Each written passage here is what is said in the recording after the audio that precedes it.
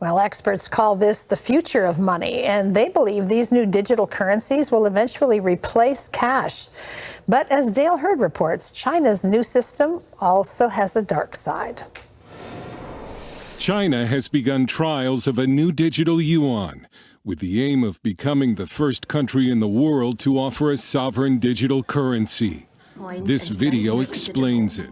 Unlike most other cryptocurrencies like Bitcoin, which work outside the control of a central authority, the digital yuan will be the world's first that is state-owned, issued by the central bank. You can use digital yuan anywhere, since it works exactly like cash, except it's on your phone. And it will be an international currency. Many in the financial world are looking forward to using a digital yuan in global trading. So that is a new stage of the global trading settlement system. I believe the potential of that is going to be enormous. Chinese officials say their new digital economy needs digital money, but it's already being seen as yet another way the Chinese government will be able to track its citizens. Unlike cryptocurrencies like Bitcoin that offer anonymity, the Chinese central bank will be able to monitor every transaction of the digital yuan. This in a country where citizens are already being monitored by hundreds of millions of facial recognition cameras and are given a social credit score and rewarded or punished according to their scores. China is building what I think is a blueprint, a roadmap of persecution for other regimes around the world, and they're doing it with surveillance. The new digital yuan is being sold to the Chinese public as convenient. But China expert Stephen Mosier, author of Bully of Asia, isn't buying it. This is just another tool in the toolbox of the Chinese Communist Party. It's a way of raising the high-tech prison walls a little higher on the Chinese people. China will not only know where they go and who they talk to, they will know every penny that they spend. And China is not alone. At least 12 nations are reportedly going into or are considering central bank digital currencies. Because physical money is largely untraceable, it's been called the last bastion of privacy. And that's probably a big reason the Chinese government wants to get rid of it. Travis Credit Union took a poll of over 2,000 Americans if they carry paper money or use a card. Researchers say the majority of Americans, especially younger adults, want to move to a cashless society. The survey found more people are carrying less paper money during the pandemic. It revealed 58% of Americans plan to stop using cash entirely after the pandemic is over. Researchers say nearly 2 in 3 Americans use digital payment platforms like Venmo or Zelle. Turns out the biggest reason people carry cash is for smaller purchases or emergencies. Also, many stores are turning cashless. The most common customers at these stores are millennials, followed by Gen X. The survey revealed about 58% of Americans believe the country should move to a cashless system. Convenience is one of the biggest reasons Americans are opting to pay by card. While it's still unknown how long COVID-19 can live on the surface of paper money, the survey finds health and hygiene concerns are the reasons many Americans are avoiding cash.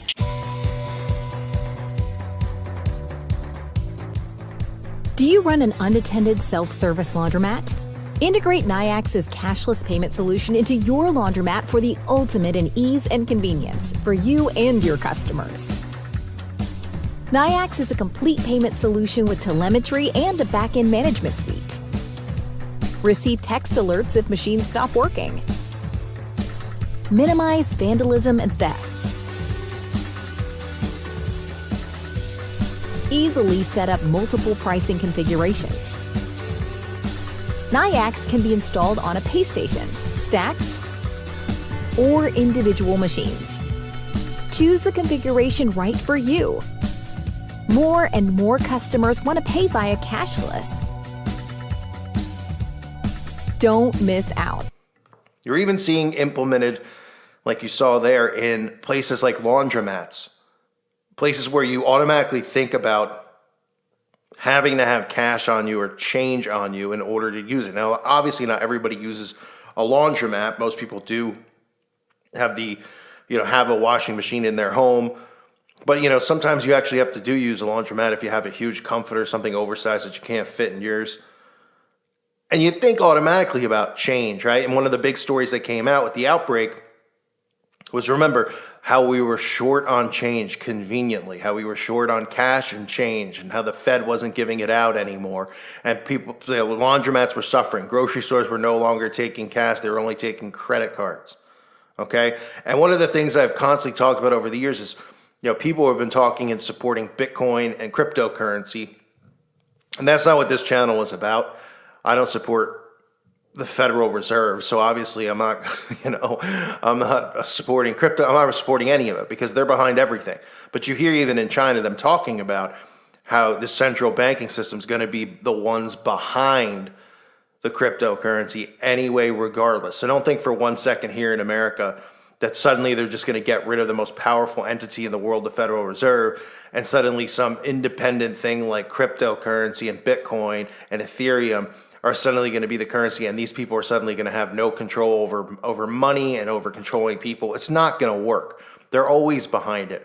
Now, they might give you the feel in your head that it is independent because they want you to be involved in it and believe in it, because everybody knows how messed up the Federal Reserve is and how corrupt they are, of course. Of course. And you see some of these articles out there, how we're getting closer and closer to cashless society. That's not a surprise, right? Because I've talked about it for a while. Other channels have. Other people have, I'm sure, in your life. They're talking about multiple things going on right now. Colleges are now becoming cashless. So students who buy books or buy food at the cafeteria are using almost like a wrist scanner or a card that they can hold up. By wrist scanner, I mean one of those bracelets, because they're getting them used to a cashless society because, oh boy, you don't want to use the cash because of the germs. They're using the fear of the germs and the money to make people accept this, agree with it, and go along with it. Then you hear places like Venezuela, right, who are going completely cashless. You heard in the video clip about states that are going to be using more and more of these cashless toll booths. Now you might say, well, what's the big deal? We already use, Easy Pass. Well, it's not going to be an option anymore. Well, if you've driven on the thruway lately, you've probably noticed all of the work happening near the toll barriers and signs warning drivers that cashless tolling is coming soon. Well, guess what? It's happening next month. Here's 2 on your side's Dave McKinley. I think as we move forward and we see what technology is available, it makes sense. And it's coming earlier than previously thought.